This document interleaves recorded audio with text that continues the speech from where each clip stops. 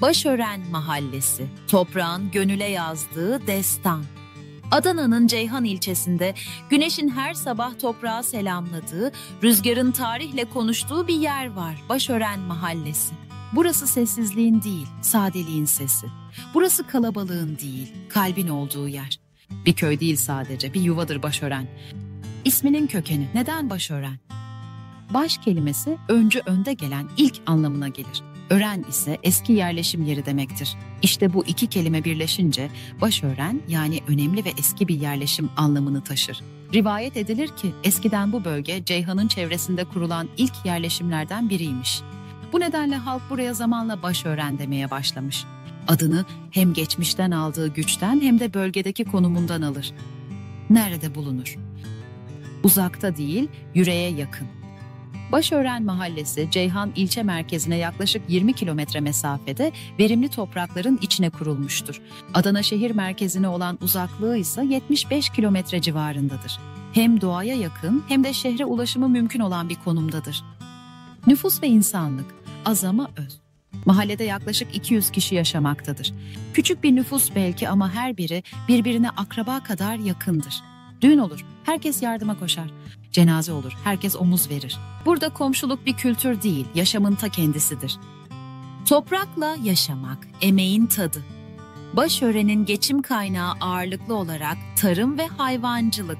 Mısır, buğday, pamuk, toprak ne isterse çiftçi onu sunar. Bazı aileler bahçelerinde meyve, sebze yetiştirir.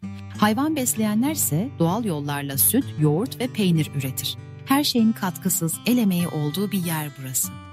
Eğitim ve ulaşım. Küçük yüreklerin büyük yolculuğu.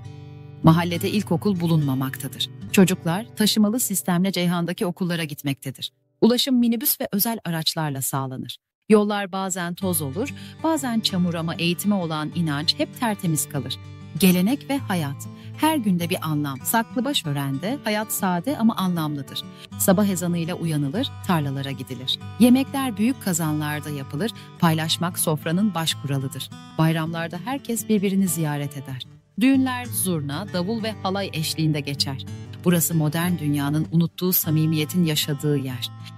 Doğa ve sessizlik, saklı bir cennet. Başören'in doğası sadece gözle değil, kalple görülür.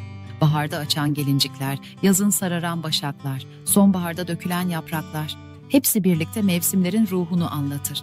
Kamp yapmak isteyenler, kuş sesleriyle uyanmak isteyenler için harika bir yerdir burası.